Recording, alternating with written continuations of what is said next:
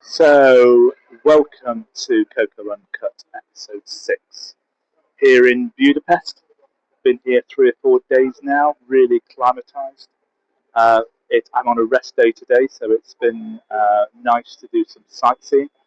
So I went in early and did some cardio this morning as expected, but I've then been into the other side of the Danube to see the older part of the town. What a beautiful place it is. Everybody said to me that it was very similar to Istanbul, and I loved Istanbul when I went. Everybody said it was similar, and it absolutely is. It's fabulous. It's got a lovely culture. There's some good gyms. There's some bad gyms, but there's some good gyms. There's a good coffee culture. There's a good food culture, and I'm really pleasantly surprised with the city. So I'm just sat here in a mall that's about 25 yards away from my apartment, and I'm going to record this on my own this evening because 5 days out, my brain and everything else is on fumes. So if I were to have a guest, it would be more total gibberish than ever has been before. However, tonight's episode is brought in conjunction with WillGeorge. WillGeorge very kindly came on the show a couple of weeks ago and was amazing. He's such an inspiration. I've spoken to him today. For somebody who is so young, his experience and knowledge within the sport is absolutely amazing. So thank you for collaborating with this, Will. You'll see his logo in the bottom corner. And thanks to that, it's always lovely to support a business that supported me. That's part of my ethos. So thanks very much, Will, and let's get into it. Okay, so it seems rather apt that we should start off the podcast with the thoughts on competition prep. Um, I wouldn't consider myself a competition prep coach, um, but I am a competitive bodybuilder. Now, what that means to me is that I feel that I'm pushing my body to the extremes, and when that is actually diluted down to, I don't want to say everyday athlete, but when it's diluted down to probably the bigger concentration of the athletes, um, then you're going to get the benefit of the guys who are pushing the sport. And by that, I'm not saying I'm being some kind of evangelist where I'm pushing the sport for my own doing. But without top people in the sport, it isn't diluted down to us. So what I mean by that is the current Mr. Olympia, which is the biggest um, bodybuilding stage in the world, um, follows a regime. That regime will go down to the ranks and come down eventually to people like myself, who is a small-time competitive bodybuilder. I know I'm going on a big stage, but a small-time competitive bodybuilder. Another analogy is, for example, ABS brakes on Formula One cars was banned, I think, 20 years ago because it was an unfair advantage. The truth is that actually probably most cars on the road now have ABS, whether it be a small family saloon or whether it be a top of the range SUV. They all have ABS. So that development actually means that it's a better product or a better industry for everybody. Another example is creatine. Creatine was a banned supplement a number of years ago. That is now probably the most researched supplement on the planet. And I'm sure I probably get asked at least once a month as to whether a particular person should be taking creatine. There's a whole podcast on that probably. But what I'm saying is that the reason that competition prep might be might be relevant to you guys is that what competition bodybuilders are doing by pushing the boundaries is going to be diluted, and it will then produce better equipment, better exercises, better recovery for the masses. And I think that's incredible. So, to cut a long story short, I competed in Brazil in December, and I realised very early on that, let's say UK bodybuilding was here, Brazilian bodybuilding is here. Um, it was like a conveyor belt. If you go to one of the UK shows, and I'm being very generalistic here, and I don't wish to be controversial, but this is a podcast about no fluff and no BS. So, if you go to one of the UK shows, you will see a low number of entrants because the marketplace is flooded uh, with with different associations. So you'll see a low number of competitors, and probably 40 to 50% of those competitors will not be in the running for a win or a placing, and that's a real shame in lots of ways. It shows the level of bodybuilding and the commitment to bodybuilding in the UK. However, um, what I would say is you go to a UK show, you can pick out the top three, the top five, or the podium winners pretty much straight away. Um, the rest of them were probably not ready or getting ready for another show. In Brazil, that was completely different. There was over 2,500 competitors, and there wasn't one of them that wasn't in shape. It was almost like an incredible conveyor belt of perfect athletes, men, women, all of them. It was incredible. So I made a decision to change from a UK coach to a Brazilian coach to see, for a number of reasons, to see if I could bring a better package to the stage. And that's yet to be seen, although I'm very happy with where I am at the moment. But I felt I could bring a better package. Um, and also, as a coach, I wanted to learn and grow myself to be able to offer that extended um, training regimes, if you like, to my clients and to people who ask me. That to me is something that's massive as a coach. I will never ever stop learning. Never. It's especially in this sport because it's growing so quickly at the moment. So I will never stop learning, and I wanted to learn from the Brazilian way of doing things. And after the Worlds in 5 days, I may well change to an American coach or go back to a UK coach. But I always want to push the boundaries. That's what turns me on. That's what lights me up. That's what I wanted to do. Um, so straight away, I went from a UK coach where I was checking in on a weekly basis, as my clients know with myself. That's what I expect. So I was checking in on a weekly basis with him, and we would have feedback. We would have a Zoom call, etc. When I employed my Brazilian coach, I checked in on January the 3rd, I think it was, and the response was very, very good and happy with everything. But actually, he said, right, okay, first week in February, check in again, which was a massive shock to the system. And that's what I wanted, and that's what I paid for, but it was still a shock to the system. In February, he actually put my food up a little bit, and then said, right, okay, I'll see you at the beginning of March. This was a total mindset shift for me because I had somebody in my corner who I could phone 2 or 3 times a week and discuss what was going on. This has made me much, much more complete and much more confident in myself to be able to judge what's happening with my body. There's no doubt about it, and I've spoken to numerous people about it, that I was getting a little bit concerned in the fact that I wasn't getting any feedback or wasn't used to it. But again, I'd paid for I'd paid for a Brazilian coach to take me on. If that's how they do it, that's what I wanted to learn. Um, it gradually got even more, again, forgive me on dates because I'm in prep head, but I would think it's probably 8 weeks ago, maybe 12 weeks ago. That whole thing changed. It's absolutely changed. It went from a one-page um, response to 11 pages. And since then, he has absolutely been on fire. And I've not said anything. I've not said, I'm not happy with this, etc. But it's absolutely been on fire.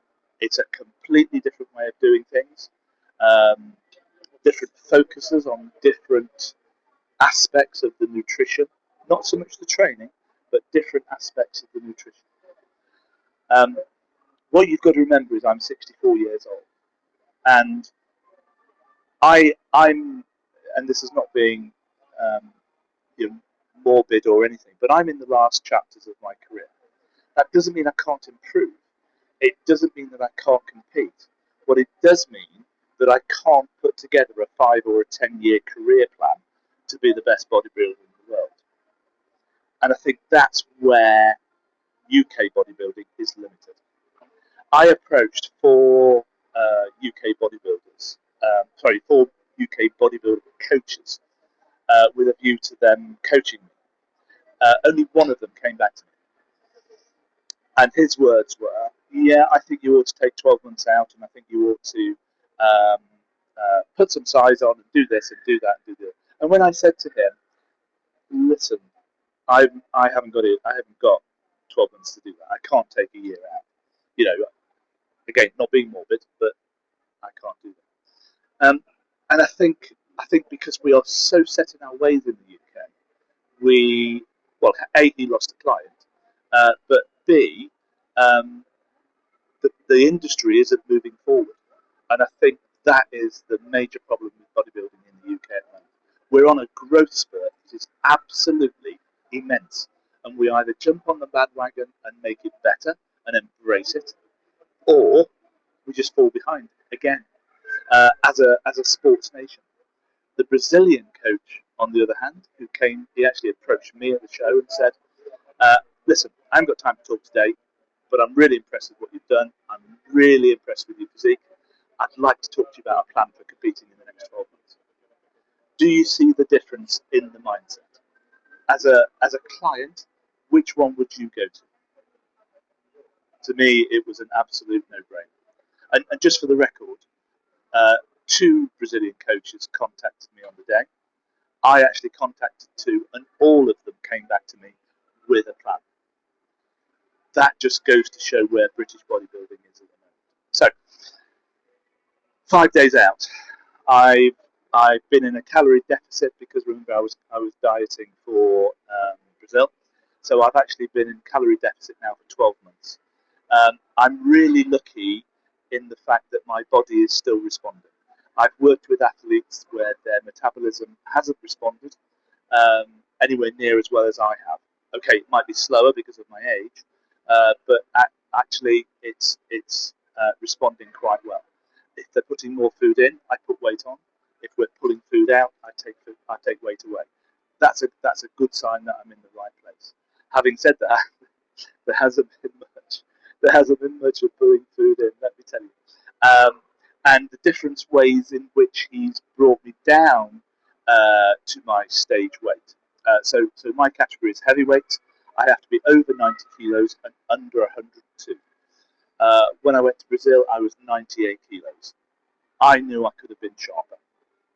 That's another story.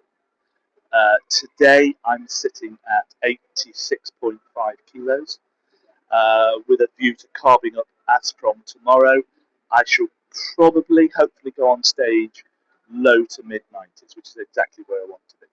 So that just gives you the difference between what's going to happen as a total depleted person tonight to what will happen on Sunday.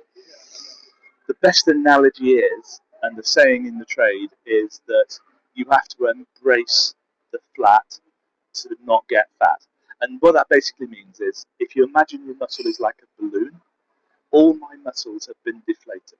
Um, I'm sat here in a sleeveless shirt, of course, uh, but I certainly don't train like this because I'm embarrassed. And this is just a mindset in the fact that my muscles are quite full, they're quite round, they pop. Because they're so deflated, I actually feel like I've not lifted a weight in my life. Or when I look at myself in the mirror, I look like I've not lifted a weight in my life. This is what prep does, and this is the stage that we take to get to stage ready. It's the extreme. It's the absolute extreme. I'm probably sitting at just under 5% body fat, and you can't maintain that, or there's very few people that can maintain that. So it's tough sat here. And the other thing is, I'm talking to you, and all I'm thinking about is my next meal, which is going to be lovely, but it's my next meal. Um, so when I put food in, I've kind of got like maybe a 2 hour window where I've got some energy. But as soon as that energy is used up, bang, it goes, and it is like a switch turning off. Uh, People say, "Is it worth it?" And of course, it's not. But we don't do it for that. It's like I said, we do it for the growth of the sport. I do it for the growth of my own physique, that I can get to a leaner condition with a fuller condition as well, which is a contradiction, but hopefully it will work. Um, and so, to summarise prep for me, peak week starts tomorrow. I have to check in the morning. My food will change tomorrow, and one would assume that I will start carving up tomorrow. So that's a warts and all of what it looks like a week out from a bodybuilding show. Hey, the next subject that I want to talk about is recovery and cortisol, which is without doubt the trendiest subject on the socials at the moment. I'm part of a mentorship group in the States, and the research that's going into sleep and recovery and cortisol is absolutely immense. It's really, really exciting. Um, I've always advocated that 33% of your daily activity needs to be focused on your nutrition. I've always advocated that 33% needs to be advocated on your training. And the final 30% is recovery. And that is absolutely the toughest. Again, I always try and revert back to my own environment. My training has been absolutely spot on, and I can turn that on in the gym, no problem at all. My nutrition is simply a yes or a no subject. You're either eating the right food or you're not. It's really, really simple. I don't have a problem on low calories. I don't have a problem on high calories. It's just a decision. But sleep somehow, because it's an emotion as much as anything else, I'm finding really, really tough. And there is no set answer for no set person. Yeah, there are supplements out there like magnesium that's fabulous. There are other supplements, collagen and natural supplements that will certainly have proven aspects to benefiting your sleep. But to me, my annoyance is that I'm pretty dialed in, and I can't get it right. But that's my learning curve, and once I have got it right, I'll be able to pass that information on. But what I can say is that there's lots of learning and development and research going on about being able to turn this on and turn it off. And when we can turn it on and turn it off, the sport, no, that's wrong. Sport as a whole, not the sport as a whole will change dramatically, absolutely dramatically. Can you imagine being able to go through a regime just like a pre-workout as pre-sleep? And we're getting there. You know, we're talking about dark rooms, we're talking about music, we're talking about turning phones off, we're talking about turning TVs off. All these things are stepping forward and going to make things better. But trust me, and trust me really on this, if your sleep is not dialed in, cortisol spikes. You are never going to be as lean as you possibly can or could be if you're spiking your cortisol. Because the fat is held around the midsection, especially on women, and it doesn't matter what you're eating, how clean your diet is, if your cortisol is through the roof, you're gonna not get the gains that you want anywhere near. Um, this happens an awful lot with the majority of my clients who are business owners and they're executives in their own career. They have stressful jobs. They really do, and it's so easy. You can almost see it happening. They're dialed in their daily job. They can make decisions. They can run teams. They can spread budgets. They can do spreadsheets. They can do strategies. They can do sales calls. They can do all of that. But actually, when it comes to their own body, because they're doing everything right, so they're training hard, they're eating clean, they're going to the gym, but they're not getting lean, it's cortisol and it's stress. So this is something that I'm really focused on. It's something that's going to change the industry as a whole, and it's something that we need to be aware of. And again, bodybuilders, cyclists. I was talking to a boxer who went through a very weird and wonderful routine prior to a recent fight. He again had to make weight, so he's in a calorie deficit. Um, but the thought process behind what he went through to get into a sleeping state was incredible, and it's really really exciting. So so the reason I'm bringing this up on a podcast is I want you to be aware of it, and I want you to be aware that as a I don't know whether I should call myself an influencer in sport. I don't know if that's the case or not.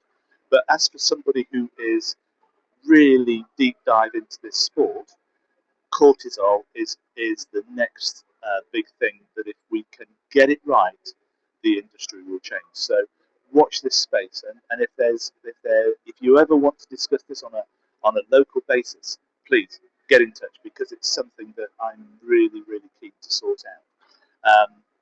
But it will affect lifestyle, and we're going to have to. I think we're almost going to have to take a step back before we can take a step forward with cortisol, because we're going to have to change our lifestyles. Um, I'm guilty of it as well. My phone's by my bed. Okay, I don't have any notifications on it now and things, but it's still by my bed, and the temptation, getting up in the middle of the night, is to just check your phone. And before I've had a chance to check myself, I'm already on my phone. So little things, little small steps are all going to help towards getting this better and better for the sport.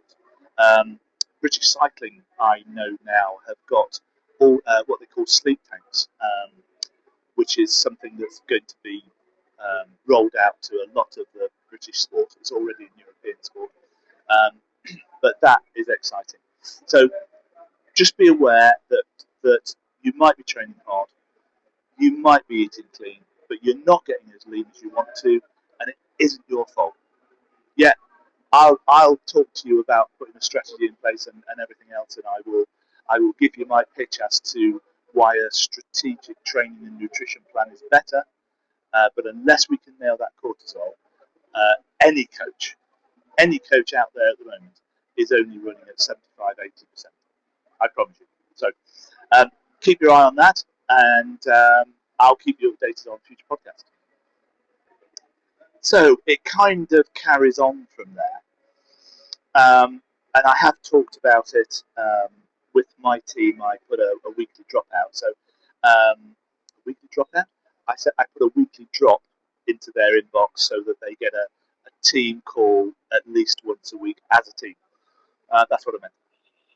And something that we've talked about is obviously fat loss, which is a big a big conversation, and how we get to it.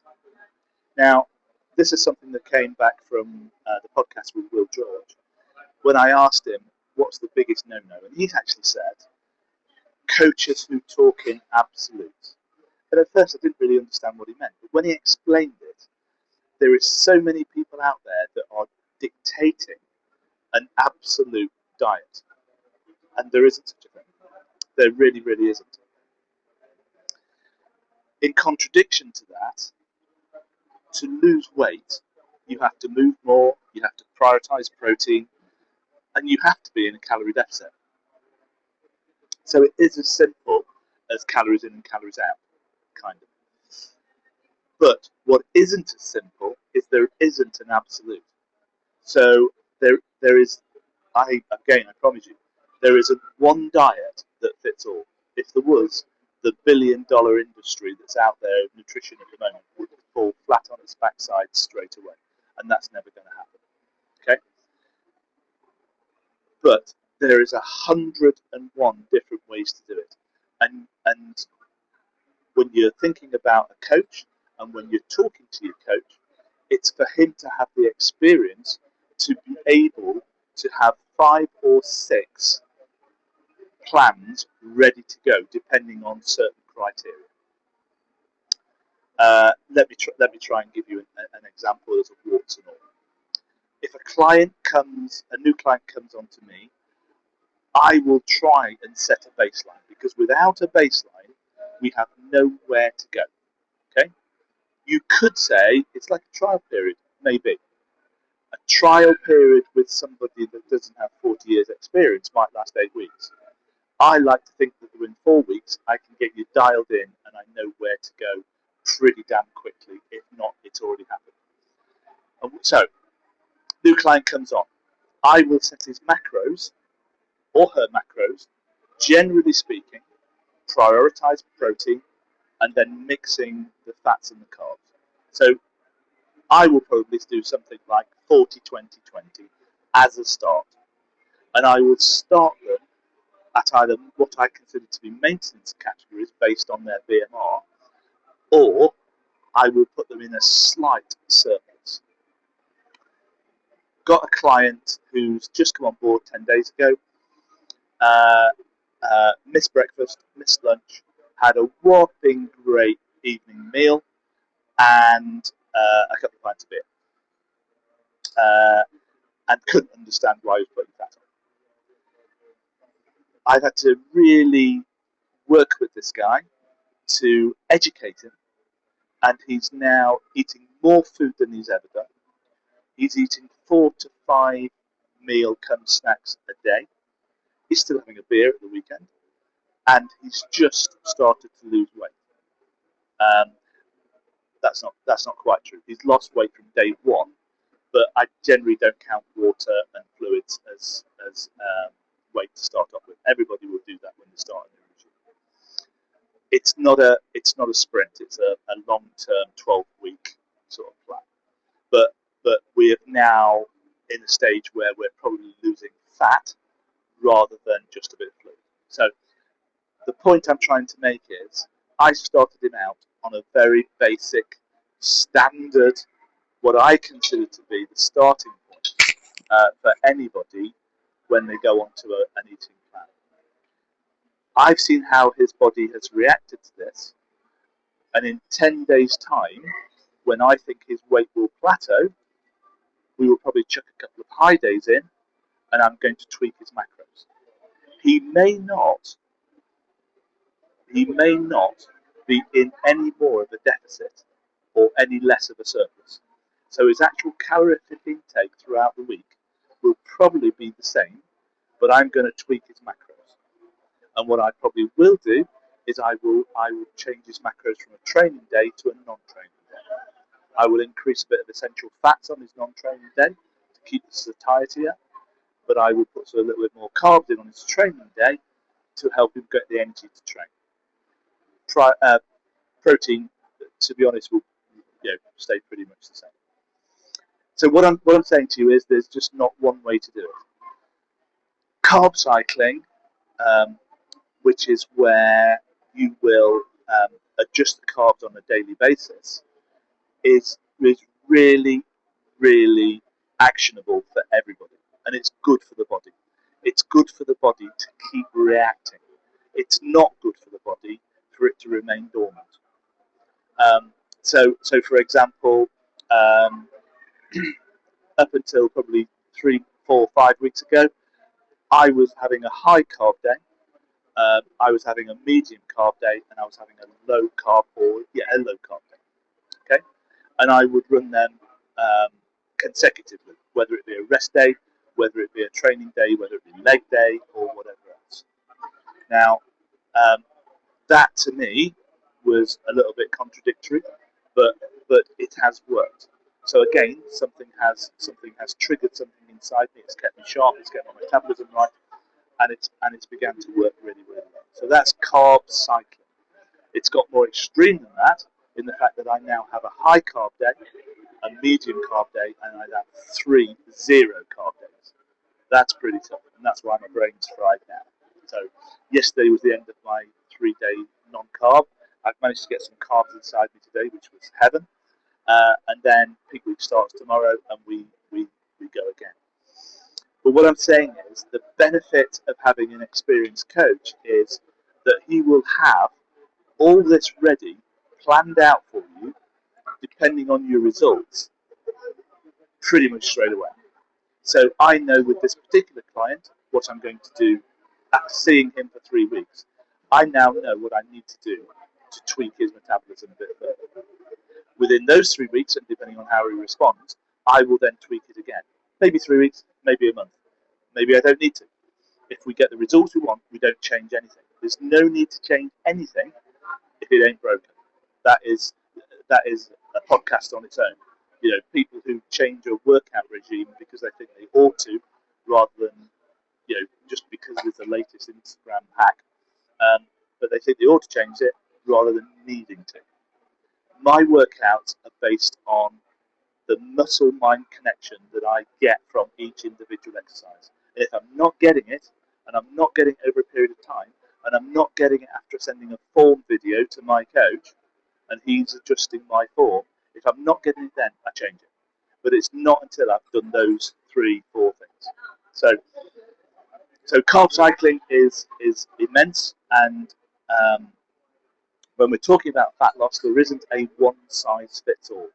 So when you're buying into this generic plan that you're buying at $29 a week or whatever it is, be prepared that you're not going to get the response that you actually need, or you're not going to get the response that you will get when you're working with a coach directly.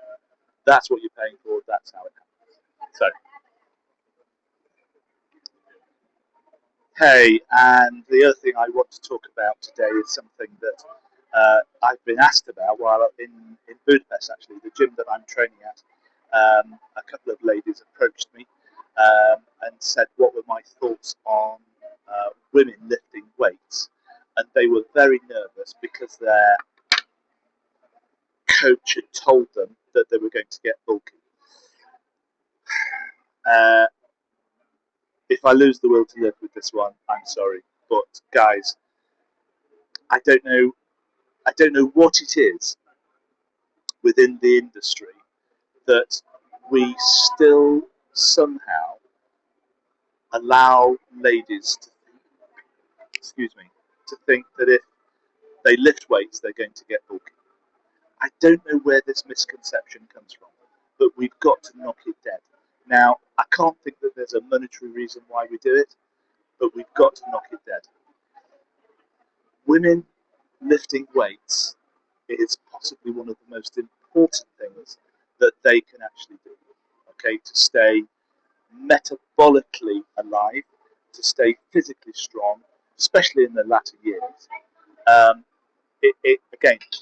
I go back to this mentorship group in the States, and one of the other things where there's an awful lot of research is in women in sport, and the development of how the development of how much research has gone into women in sport in comparison to men over the past couple of years or few years. So let's just underline this, put it in exclamation marks, put it in bold font. Women will not get bulky lifting weights. Okay, they will not. It doesn't matter how strong you are. It doesn't matter how much weight you lift. You will not get bulky just doing that. If it was that easy, trust me, half the guys wouldn't be walking around, at the size that they are. They would be much bigger because it just doesn't happen. There are obviously extreme cases, the female bodybuilders, etc., etc., etc. But you've got to remember that they are enhanced. They're taking some kind of performance-enhancing drugs, more than likely, and therefore their muscle tissue will grow at a greater rate. The massive benefits for a woman to actually lift weights from a skeletal point of view, from a mitochondrial point of view, and from a core strength and bone density strength, it goes off the scale. It absolutely goes off the scale. One particular client that I'm working with at the moment came to me and said she really wanted to change her body composition. And I said, I'm absolutely cool with that. That's absolutely fine. However, your workouts are going to be very boring. Oh, I said, because I want you to lift heavy, I want you to lift compound lifts every workout, and I want you to train as a slow, controlled, full range of movement on a rep range from somewhere till 6 to 12. Oh my God, I don't want to get bulky, you know, Lance. I don't want to get bulky. I don't want to get. I said, hang on, trust me on this. Okay? Her workouts are now shorter in period. Her workouts are now increased intensity without a shadow of a doubt. But she probably does 4 compound exercises per muscle group, and we split the muscle group. She trains 4 times a week, and we split the muscle group. And she does probably 1 or 2, what I would call, and this is going to be a controversial word, a supplementary exercise. Okay, and when I say supplementary exercise, maybe a little bit of cable just to um, finish off a workout. But majority of her workout are the basics: squats, hacks, leg press, RDLs, deadlifts, splits, bench press, shoulder press, um, bent over row, barbell curl, tricep push. Real basic stuff. The change in her body, I've got to be honest with you, I haven't got permission to use it, otherwise I'd show you. But the change in her body has been immense. Yes, she's lost 2 or 3 kilos, but it's the way that the clothes fit is different. It's the way that the jeans fit. It's the way that the bum looks within those jeans fits. It's the fact that people are now starting to notice. People are actually commenting and saying, "Oh God, really?" And that's all you do. 35 to 45 minutes. She does 15 minutes cardio. That's all she does. Every session. 4 sessions a week. That's all she does. And that's more to keep her from going bonkers, really, than anything else. Sorry, that's the wrong word, but you know what I mean. To keep her sane, she enjoys a bit of cardio. But this is a girl who would do 2 hours on a treadmill previously. She's now in and out of the gym in an hour. Her food is prepped. She's got more time with the kids. She's got more energy. She's got more strength. She's got more drive, and she's got more confidence. Now that sounds like, you know, it ticks every box, and pretty much it does. Her sleep is still crap, by the way, but we're working on that. But what I'm saying is, it's really, really simple, and she doesn't look bulky at all. Absolutely not. She's definitely more toned, but she definitely isn't bulky. And the what's nice about it is that she started to notice, and the people at work have started to notice, and they're now commenting, they're now asking, and that's always the case, isn't it? When you're doing something at first, there are people who will say, "Oh, why are you doing that?" And then when you achieve something, they'll go, "How did you do that?" And that's the mind shift. Okay. What she did was invest in a coach. We had a conversation. I told her I can get her to achieve the results. She didn't believe me. I asked her to trust me. She has done, and she's there. What we do next is really scary because she's kind of achieved the goal. She's dipped her toe in the water. She understands by doing the basic things that she gets a result without going over the top. She's now talking about doing a photo shoot. If I'd have put you in touch with this girl, we've been working together about 14, 15 months. If I was going to put you in touch with this girl, 14, you'd have said she'll never do a photo shoot in a day of her life. She's now talking about costumes. She's now talking about sportswear and maybe even lingerie. This is such a mindset shift. Now, photo shoots may not be your thing, but take it in its raw terms. It's a goal. She's achieved her first goal, and because she's stepped outside her comfort zone and quite likes it, she's going on to the next goal. That is massive. And this all has come from she didn't want to get bulky. You're not going to get bulky. You're absolutely not. Take it from me. And I'll put it out there. If you want to have 3 months coaching with me, okay, which is in UK terms, roughly speaking, £1,000. It's €997. That's 3 months coaching. If you follow it to the T, and your goal is to change body composition, If you follow it to a T, you check in every week, you fill your data sheet in on a daily basis, you stick to your nutrition plan. If you do not change your body composition in 3 months, I'll give you your money back. Can't say any better than that. Okay? It takes a commitment from me. I'm confident I can do it. It takes a commitment from you. You've got to be accountable. But I can promise you that we can get it done without getting bulky. Hey, really sorry about that. I just had to change device because the memory was full on my iPad. So, but it's time to kind of wrap it up on that. I want to thank all of you who have subscribed to the podcast channel. We're now on Spotify as well.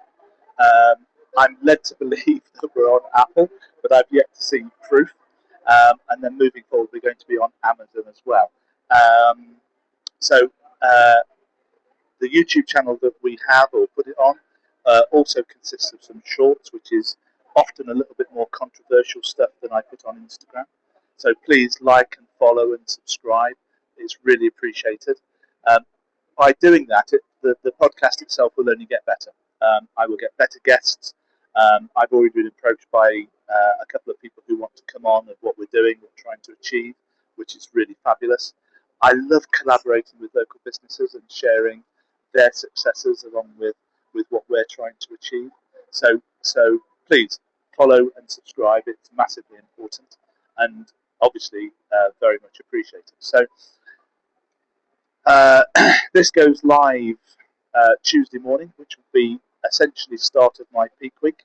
So the next one, the following week, will obviously have some results involved.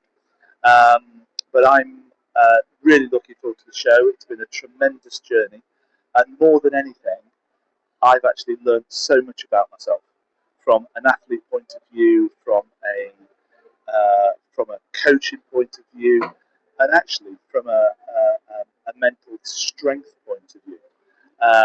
My own personal circumstances have been different within this prep, so it's meant that I have had a little bit more time to concentrate on what I'm trying to achieve, which has been nice. But essentially, it's all going as per plan. So, thank you so much. Thanks for WillGeorge for collaborating. That's important. And I will see you in a week. Have a great week.